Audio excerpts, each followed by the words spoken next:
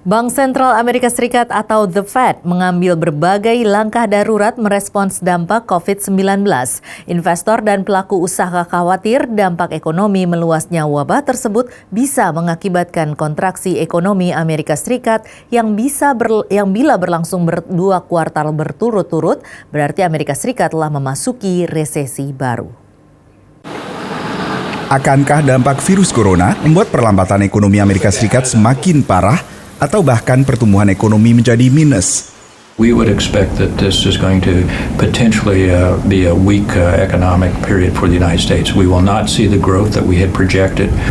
Industri perjalanan wisata termasuk yang paling terpukul dengan penularan di sejumlah kapal pesiar dan banyaknya pembatalan penerbangan. I mean, this is the biggest crisis in at least a decade and perhaps longer for the industry globally.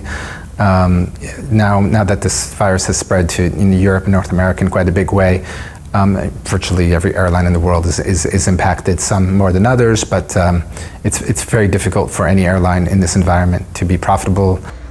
Sementara pembatalan festival, konser, dan pertandingan olahraga juga memukul pemasukan restoran dan industri hiburan di kota penyelenggara. Analis dan investor juga mencemaskan efek berantai dari kegiatan manufaktur di Tiongkok yang belum sepenuhnya pulih. Ini berarti mata rantai produksi masih terputus. Dengan demikian, perusahaan-perusahaan Amerika Serikat seperti produsen otomotif tidak bisa memaksimalkan produksi mereka. Saat mengumumkan pembatasan perjalanan ke Eropa dan serangkaian bantuan bagi pekerja dan perusahaan yang terdampak, Presiden Donald Trump kembali berupaya meyakinkan publik soal ketahanan ekonomi AS. This is not a financial crisis.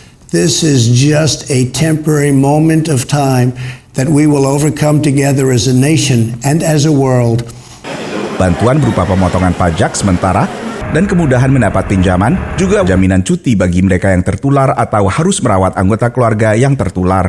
Usually in the business world, this is something that business people would become very, very concerned about and typically not like. But I think right now we're facing a public health crisis. Sementara partai oposisi Demokrat di Kongres juga mendukung peningkatan pendanaan antara lain untuk tes dan perawatan COVID-19 dan peningkatan dana jaring pengaman sosial. It will add to the federal deficit in the short term, but that's important if it means protecting the safety and security of the American public and restoring the economic confidence needed to go forward. Menurut analis, perlu langkah segera bukan hanya untuk menangani dampak ekonomi corona, tapi juga untuk mempercepat pemulihan ekonomi begitu wabah berakhir. Dari Washington DC, Nova Purwadi, VOA.